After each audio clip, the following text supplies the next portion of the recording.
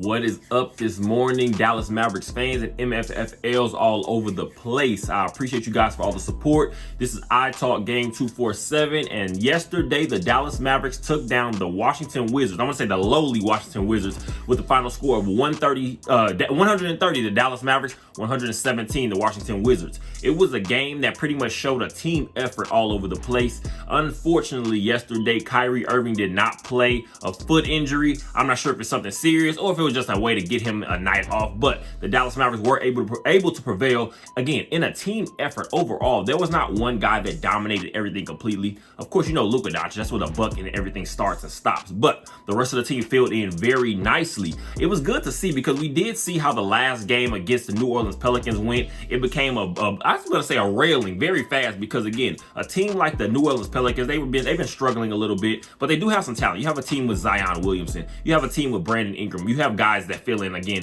nicely with those two players like a Herb Jones type player. So the New Orleans Pelicans took care of their business, so the Dallas Mavericks had to come back and finish off the job against a team that had no business beating them. So it was good for a team to take advantage of a team that was not on their level, because we do know this is a long season, 82 games, and playoff seeding, of course, you know, it's never too early in my opinion, especially more so as a fan. It's never too early for us to look at playoff seeding because these games that should be winnable, of course, we know every night is full of athletes. So on both sides, whether it's good teams, bad teams, you're going to have guys that can go off on a particular night-to-night basis. So taking advantage of teams that are not as good as you overall is the best way to be able to solidify where your playoff positioning is. So let's get into it a little bit. Again, the Dallas Mavericks moved up to 9-3 on the season, 5-2 away from the AAC. We do know, again, this team has shown that they are able to stick together when we're having these road games, and that's going to be very important because you're talking about being potentially a nice playoff team. You're going to have to be able to win some of these games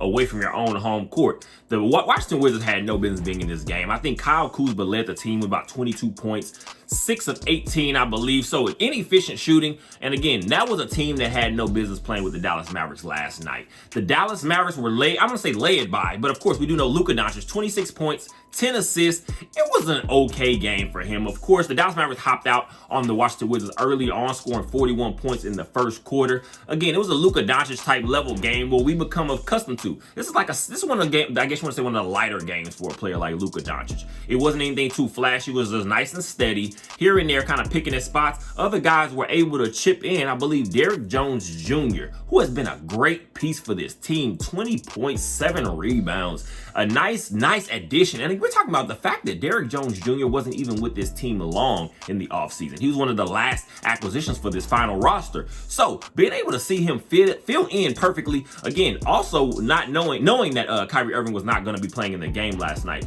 Derrick Jones Jr. is the perfect player for Luka Doncic, for Kyrie Irving, because we do know at the end of the day, you're going to have a lot of space. You're going to have wide open areas on the court playing with a Luka Doncic and a Kyrie Irving. That's going to be perfect for guys that know how to cut to the basket, find their open spots. One thing we've become very accustomed to, of course, we could talk about Dorian Finney-Smith, Reggie Bullocks over the last years. We got very accustomed to having these 3-and-D type players. And to me, that's all nice when these are guys that are consistently knocking down shots. But it's always better, to me, in my opinion, to have guys that can kind of get their own bucket in a quick bind. Because sometimes plays are going to break down. You're not going to be able to just always stand out there wide open. This is the NBA. We do know it's a 3-point league the way it's set up now. But it's able to find guys that are more versatile. Derrick Jones Jr. is able to get out of transition. Again, he's very good at finding those spots, cuts, and you know Luka Doncic is going to find you if you're able to keep rolling and having lots of movement. So Derrick Jones Jr., I don't want to call him the only MVP right now, but again, he's just a very nice addition to this team and is paying dividends. Some other contributing players in this game, Grant Williams. It wasn't the most efficient a shooting night for him, 4 of 13 overall field goals, but what he did bring, get you 10 points, 7 assists, I believe 3 rebounds, a guy that just has impact all over the court, even if it's not really offensively. Grant Williams was not brought here to be a scorer. He was brought here to be one of those glue guys. He was brought here to be one of those guys that's going to continue to bring leadership. We do know he's had NBA Finals trip run with the Boston Celtics, so he has some experience having these deep playoff runs. And again, we're talking about guys that are just nice locker room guys and also able to hold some other people accountable, because he is a loud voice in the locker room, whether you love it, whether you hate it. players usually will love to have a guy like this on the team because, again, we're talking about a long season. You need sometimes these guys are going to be able to pick everybody up, keep everybody in motion, keep things rolling. We know Kyrie Irving, that leadership that he has brought, but Grant Williams, again, I want that to be known every single time we have the opportunity to bring it up, because Grant Williams is always going to be one of those guys that he's a stat sheet. He's not necessarily going to be a stat sheet stuffer exactly every single night, but he is going to be one of those guys that brings that intensity, brings that toughness, and brings that physicality that's going to help the Dallas Mavericks continue to prevail as the season goes on. Also, the 19-year-old rookie, I love this kid. 19 years old, once again, 17 points, 9 rebounds, 2 blocks, I think 2 assists for Derek Lively. He is literally overstepping everything that kind of, I should say, early expectations. I just wanted to see a guy that was going to be here, come in here and be a presence to what this team was. Dwight Powell only got 7 minutes in this game. So he was literally, Jason Kidd chose last night to give Derek Lively a lot of that, I guess you want to say the bulk of some of these minutes. I believe, 24 plus minutes I think he had last night. It was just kind of keeping things in motion, keeping things rolling. But Derek Lively, he's going to get better and better, and people are not understanding.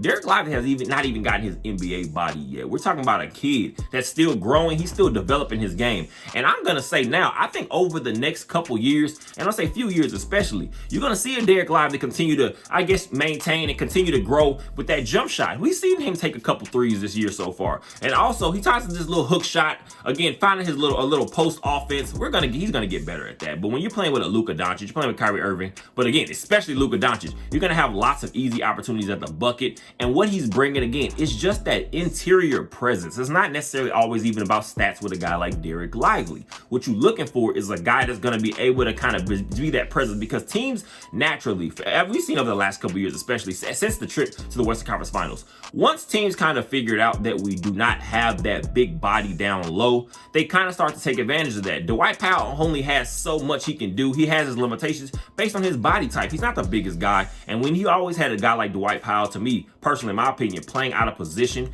and also just playing a step above where he should. Dwight Powell is always going to be a backup. That's what he should have been. And people are going to love him because he will be able to kind of come in and just give intensity and give some of these, I guess you want to say, electric energy moments every now and then. But Derek Lively II, this is our center for the future. I'm excited about him. I know the rest of the fan base is as well. So the rest of the NBA soon, I will believe, will start to come around and hear that name a little bit more. And again, this, to me personally, this is going to be a kid that I'm going to be looking at to potentially be in Defensive Player of the Year talks in the next coming years, because you do know we have some guys. Of course, Wemby, we do know with the San Antonio Spurs, you're going to have some of these other players that are going to get looks in this young class we're looking at. But Derek Lively, that is a kid we're going to be able to, I guess, tie our horse to and just be able to say, Derek Lively is our center. He's our stable, again, our defensive anchor for this team. And it's beautiful to see, again, just for a kid that's still growing and developing in his so early on in his young NBA career. Last night, Josh Green filled in the starting rotation,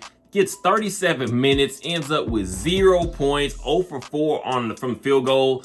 On field goals, it was not a game that at this point, I'm confused. I'm not really understanding exactly what Josh Green's role is, because we do know we are going to continue to add in guys, especially like I said already, spoke about a Derrick Jones Jr. That kind of puts Josh Green in a little bit of a limbo. Of course, I think he just signed the extension, so Josh Green is not going to be able to be traded away for, I believe, a year. So Josh Green's going to have to continue to develop his game. I'm not going to say count on him going down to the G League or anything, because I think he still is eligible. But Josh Green is going to have to continue to work on his game. This is a kid I believe should be in the gym, shooting before everybody, shooting after everybody, because we do know he has the athleticism. But he has not turned it all together into one piece of solid game. Because one thing we're going to look at Josh Green, he's going to have these electric moments. We've seen him last year having 20, 30-point games. But Josh Green's consistency is his biggest issue. I don't want to see this kid flail out of the league, because you're going to be able to say at some point, potential has a shelf life. Nobody's going to always say, hey, you can be this, he can be this, because the longer and the deeper you get into your NBA career, people are going to start to just say at the end of the day, that kid is what he is. So Josh Green needs to continue to work on his game. I'm not ready to give up on him yet, but I think we as a fan base in general need to start to continue to see just better results overall.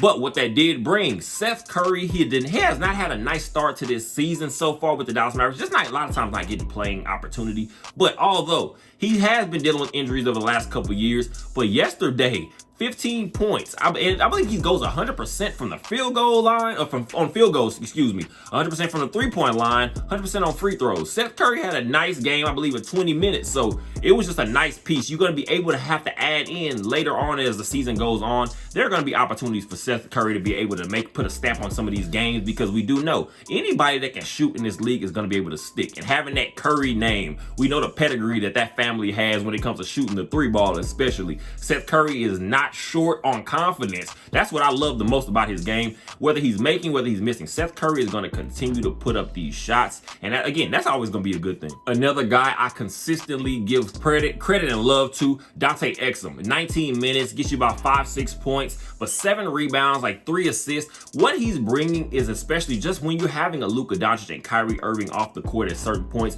he's showing that he is kind of that floor general a little bit in certain stretches of the game. And that's nice to see, because again, all I was looking for from a guy like this, be able to fill in better for what we had from guys like Frank Ntilikina last year and prior. So just Dante Exum, he's just been a nice steady piece. And again, we're talking about to build out an entire NBA roster for a team, you're gonna need some of these guys that are just crafty. One thing you watch his game, it's not even crazy athletic the way he gets to the rim, but he has the ability to just find his spots, pick his spots, and get other guys involved a little bit. I just love to see Dante Exum's game. But the guy I'm going to give the most love to, and to me personally, my player of the game, and who has had a great start, and we're talking about potentially 6th Man of the Year opportunity, Tim Hardaway Jr. 31 points in like 27 minutes. I believe he goes 11 of 17 on field goals, something like that. Tim Hardaway Jr. again leads the team with 31 points. This guy has been a sniper so far early on in the season. Of course, he's had a mixed bag sometimes of results, but way more than not, I'm going to say, Tim Hardaway Jr. has been a consistent scorer off the bench, and I love it because I'm going to liken him, of course, obviously the common sense we're going to say, especially being Dallas Mavericks fans, Jason Terry. We know when Jason Terry got in games, he had a solidified role. Get buckets. At least put the pressure on the defense. It's not necessarily even about just actually scoring the bucket. It's just knowing when teams see you coming on the floor, they know you're coming out there to keep pressure on them defensively. So Tim Hardaway Jr., that's the guy I'm going to say is the player of the game for me, because he has just been a nice piece off the bench. And we're talking about getting 31 points from your 6th man.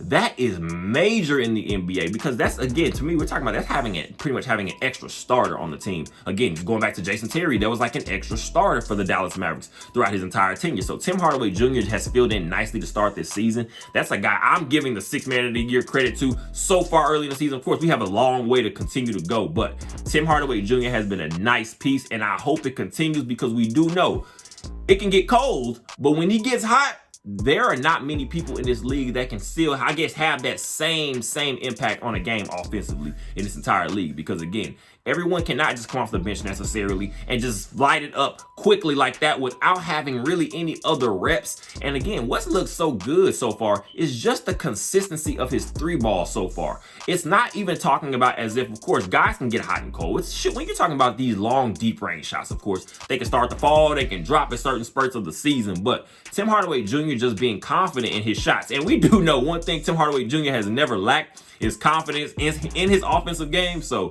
whether good or bad, Tim Hardaway Jr. has been handling business, and I'm hoping as the rest of the NBA, the Dallas Mavericks fan base, I'm going to say, hope it continues. The Dallas Mavericks' next game will be against the Milwaukee Bucks. Another away game for the Dallas Mavericks, unfortunately, but again, this team has played well so far on the road. I believe the Milwaukee Bucks defeated the Toronto Raptors in that last game. Damian Lillard with 37 points, so we do know he's going to be always ready to shoot, always ready to put buckets up. And Giannis Antetokounmpo did not play for the Milwaukee Bucks last game. I think he's going to be a game-time decision on Saturday. The Dallas Mavericks, of course, had a back-to-back these last two nights, So They're going to be able to have a couple of days off. That's going to be good just to get their legs back under them and hopefully come out ready to fire on Saturday. The Dallas Mavericks now have got to knock out I guess now we're going to start to face some of these better teams, because we're talking about, of course, the Milwaukee Bucks, I believe, is sitting at 7-4 so far early on in the season. We have faced the Denver Nuggets, but you want to see this team get battle tested against some of the teams that you could potentially end up seeing later on. I'm not going to go too crazy talking about NBA Finals appearances or anything, but again, these are some of the better teams, or expected at least to be some of the better teams in the NBA. So it's going to be able to test ourselves against the mental fortitude of a team like the Milwaukee Bucks. So we'll see if Giannis Antetokounmpo comes back for them.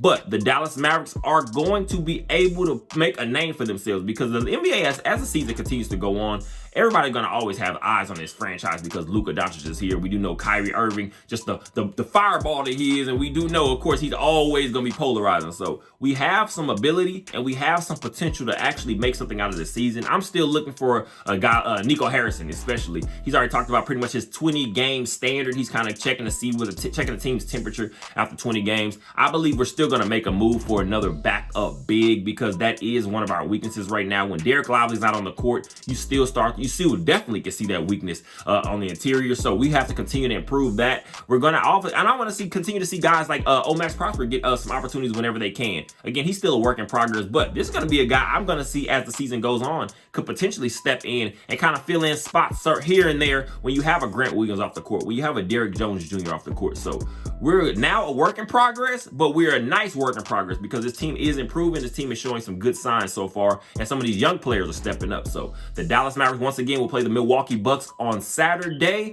I hope you guys enjoy the rest of your day. And as always, go Mavs.